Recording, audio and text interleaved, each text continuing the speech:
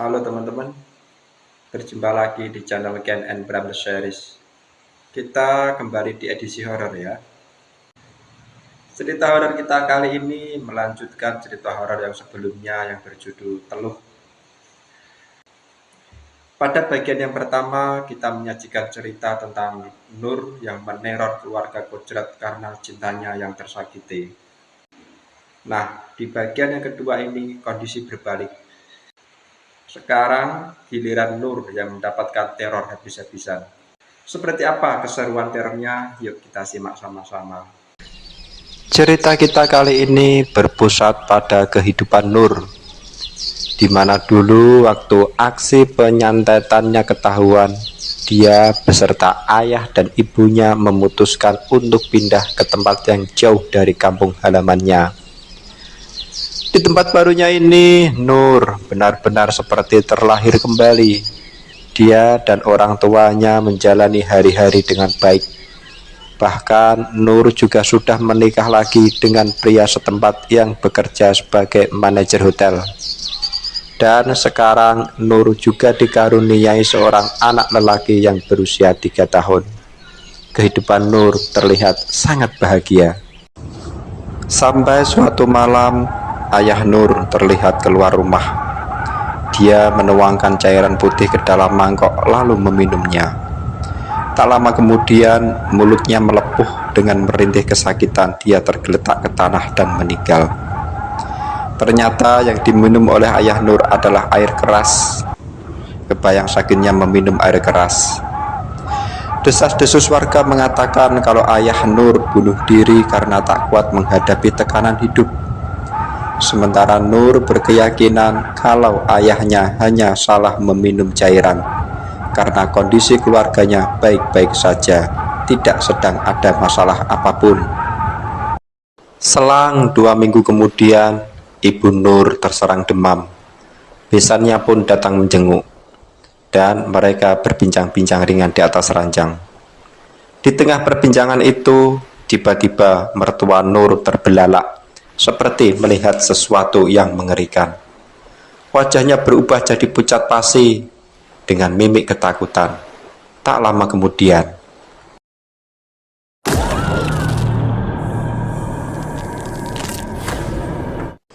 dia tergeletak dan tewas. Sontak ibunya Nur meloncat dari ranjang dan bergegas keluar kamar sambil berteriak ketakutan. Mendengar ada kegaduhan, Nur langsung bergegas menghampiri ibunya dan menanyakan permasalahannya. Tapi ibunya Nur saat itu masih menggigil ketakutan dan tak mampu menjelaskan apa-apa. Dia hanya berzikir saja. Sementara dokter yang menangani jenazah mertuanya Nur menjelaskan jika mertua Nur mengalami serangan jantung mendadak. Keesokan harinya, teman dekat Nur datang melayat. Dalam layatan itu, teman Nur memberanikan diri bilang ke Nur kalau belakangan ini ada hal yang agak aneh dari sikap keluarga besar Nur. Tapi Nur segera menepisnya. Dia menjelaskan kalau keluarganya baik-baik saja, tidak ada yang terlihat ganjil. Semua normal-normal saja. Memang 2 bulan belakangan ini ayah Nur mengeluhkan tentang penurunan penglihatannya, di mana pandangannya menjadi sedikit kabur, tidak bisa lagi membaca tulisan dengan jelas. Tapi Nur menganggap kalau hal itu terjadi karena faktor usia, tidak ada yang aneh di dalamnya. Sementara mertuanya selama ini memang punya riwayat penyakit jantung. Jadi kematian ayah dan mertuanya itu dianggap sebagai hal yang alamiah, bukan buatan. Mendengar penjelasan itu, teman Nur hanya terdiam, tidak melanjutkan kecurigaannya. Hari-hari pun berlalu, kehidupan Nur kembali seperti biasanya. Tapi tidak sampai 1 bulan kemudian, hal yang tragis kembali menghampiri hidupnya. Pada hari itu, saat Nur dan anaknya baru pulang dari belanja, dia menaruh anaknya di ruang keluarga. Nur sendiri pergi ke dapur untuk membuatkan susu anaknya. Dari dalam dapur, Nur mendengar suara berisik dari arah ruang keluarga, seperti ada banyak benda yang sedang bergetar. Tak lama kemudian, terdengar suara benda jatuh.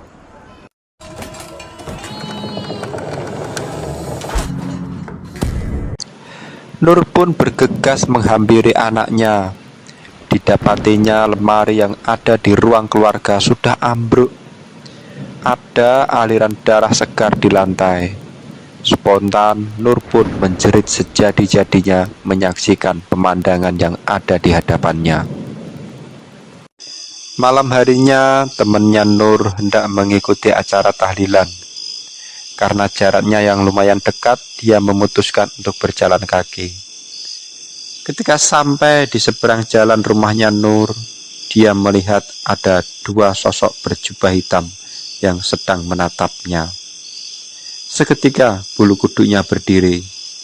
Sayup-sayup dia mendengar sosok itu berkata, "Pergi, pergi." Karena kejadian itu, temannya Nur mengurungkan niatnya untuk ikut acara tahlilan. Pada malam itu juga, saat acara tahlilan sudah selesai, tamu-tamu sudah pada pulang, Nur memutuskan untuk duduk-duduk di halaman rumahnya guna menghirup udara segar. Tak lama kemudian, Nur mendengar suara percakapan dari dalam rumahnya. Nur beranggapan kalau suaminya sedang mengobrol bersama teman-temannya. Tapi anggapan itu segera dia tepis sendiri, karena dia yakin betul jika semua tamu sudah pulang dan dia juga melihat sendiri kalau suaminya sudah masuk kamar. Merasa ada yang aneh, Nur bergegas masuk ke dalam rumah. Ketika dia membuka pintu, didapatinya tiga sosok berjubah hitam sedang berdiri membelakanginya. Nur pun menegur mereka. Ketika sosok itu pun langsung membalikkan badan dan dengan suara tegas sosok itu berkata, "Giliranmu akan tiba." Seketika sosok itu pun menghilang. Karena kejadian yang barusan dia alami, sekarang Nur jadi yakin jika kondisi rumahnya sedang tidak baik-baik saja.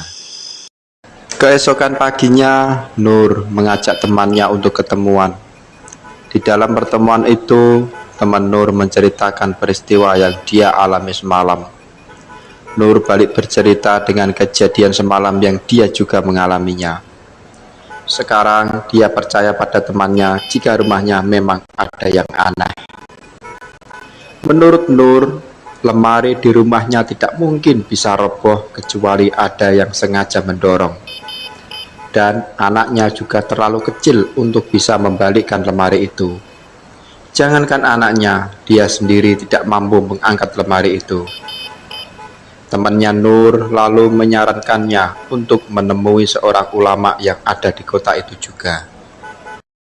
Singkat cerita, saat acara 7 harian anaknya selesai, Nur langsung menemui seorang ulama yang direkomendasikan oleh temannya. Ketika sudah sampai, Nur langsung dipersilakan masuk ke ruang praktek. Di ruangan itu terdapat seorang anak kecil yang hanya duduk mematung. Sang ulama pun memulai ritualnya dengan meminta Nur menuliskan nama lengkapnya sebanyak 3 kali. Lalu ujung jari Nur ditusuk dengan jarum. Darah yang keluar dari bekas tusukan itu lalu dioleskan pada selembar kertas tadi. Setelahnya kertas itu dimasukkan ke dalam gelas lalu dituangkan air. Kemudian air itu diminumkan pada bocah tadi. Ternyata bocah itu adalah media perantara si ulama untuk membuka gerbang dunia supranatural. Tak lama setelah air itu diminum, si ulama mendapatkan penglihatan. Dia lalu menjelaskan pada Nur jika keluarganya sedang diserang oleh santet 11 ikatan. Itu adalah santet level tinggi dengan menargetkan 11 orang dari satu keluarga. Biasanya santet seperti ini dilakukan oleh orang yang memiliki rasa dendam yang mendalam. Karena santet jenis ini selain menyerang korban, dia juga akan menyerang si pelakunya sendiri setelah semua korbannya diselesaikan. Untuk mencegah dampak yang lebih luas dari santet ini, Nur harus mengetahui siapa pelakunya dan siapa saja yang menjadi target buruannya. Tanpa mengetahui hal itu, si ulama tidak mampu berbuat banyak. Sebenarnya saat itu Nur langsung teringat dengan Kodrat dan keluarganya.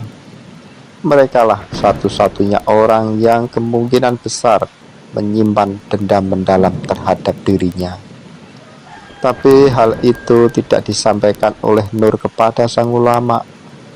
Dia hanya bilang kalau dirinya akan berusaha mencari tahu siapa pelakunya dan siapa saja yang menjadi target buruannya. Jika sudah menemukan, dia akan segera menyerahkannya pada sang ulama. Nur pun berpamitan untuk pulang. Sesampainya di rumah, Nur menghubungi suaminya dan bilang kalau dirinya akan pulang ke kampung halaman selama beberapa hari guna mengurus dokumen rumahnya. Dan setelah mengemas beberapa barang, Nur langsung bergegas berangkat. Sementara Nur dalam perjalanan menuju kampung halaman, kita tengok sebentar aktivitas suaminya.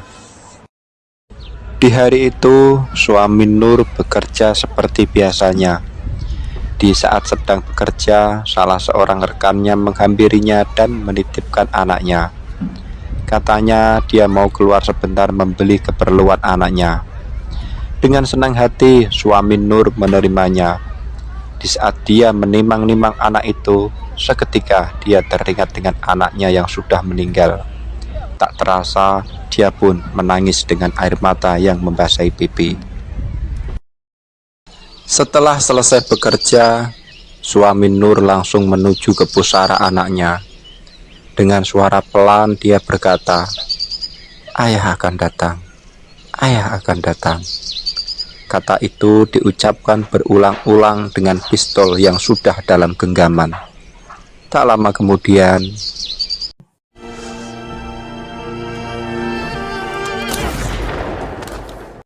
suami Nur menembak kepalanya sendiri. Sekarang kita kembali pada Nur. Sesampainya di kampung halaman, Nur langsung menemui salah satu tetangganya dan menanyakan perihal Kodrat dan keluarganya. Tetangga itu menjelaskan jika Kodrat sudah puluhan tahun meninggalkan kampung itu. Kepergiannya hanya berselang beberapa bulan setelah Nur pergi. Sebenarnya sekitar setahun yang lalu Kodrat dan keluarganya pulang ke kampung halaman. Tapi mereka hanya tinggal beberapa hari lalu pergi lagi dan sampai sekarang tak ada kabarnya. Dan sejak kepergian Kodrat yang kedua kali, rumahnya menjadi menyeramkan. Hampir semua warga di lingkungan itu pernah melihat penampakan, padahal sebelumnya tidak pernah terjadi apa-apa. Setelah mendapat keterangan itu, Nur langsung mendatangi rumah Kodrat. Dia tidak peduli dengan cerita seram dari warga. Saat baru masuk ke rumah Kodrat,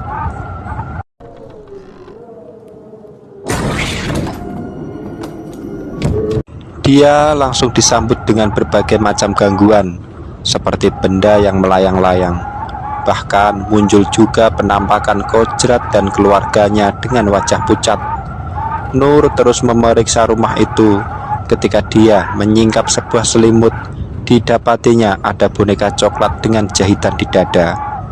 Dihitung jahitannya ada 11. Tanpa pikir panjang, Nur langsung membawa boneka itu dan kembali ke kota. Sesampainya di rumah, Nur menghubungi suaminya, tapi tidak aktif. Dia lalu pergi ke tempat kerja suaminya. Di sana dia mendapat keterangan jika suami Nur pergi dengan meninggalkan sepucuk surat yang menjelaskan kalau dirinya meminta izin untuk cuti beberapa hari guna menenangkan diri. Sampai saat itu, belum ada satupun orang yang tahu jika suami Nur telah bunuh diri di makam putranya. Nur sendiri saat itu beranggapan jika suaminya memang perlu waktu untuk menenangkan diri. Karenanya, Nur tidak lagi mencarinya, tapi langsung menuju rumah si ulama. Sesampainya di kediaman si ulama, Nur langsung menyerahkan boneka itu. Si ulama melihat ada jahitan di dada. Tanpa ragu, jahitan itu dibongkar. Di dalamnya terdapat selembar kertas dengan 11 nama yang sudah tertulis di sana. Si ulama lalu membacakan satu persatu nama-nama tersebut. Nur pun memberikan penjelasan singkat perihal setiap nama itu. Guna mencegah korban lebih lanjut, saat itu juga diadakan ritual tolak bala. Dan cerita pun bersambung. Itu tadi cerita horor kita kali ini, di mana pada bagian yang kedua ini kita menyajikan cerita tentang kehidupan Nur yang mendapatkan teror terus-terusan sebagai dampak dari tindakannya di masa lalu. Apakah Nur berhasil diselamatkan? Apakah teror itu benar dilakukan oleh Kodrat? Temukan jawabannya pada bagian cerita berikutnya. Sampai jumpa dan jangan lupa di subscribe ya.